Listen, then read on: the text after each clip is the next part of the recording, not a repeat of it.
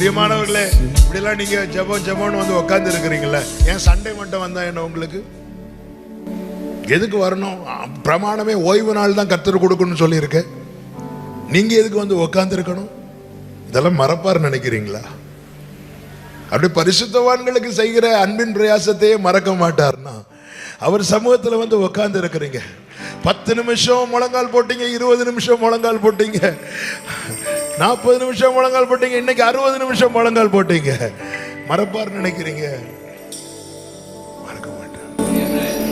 1000 தலைமுறைகளுக்கு இரக்கத்தை காக்கிறவர்.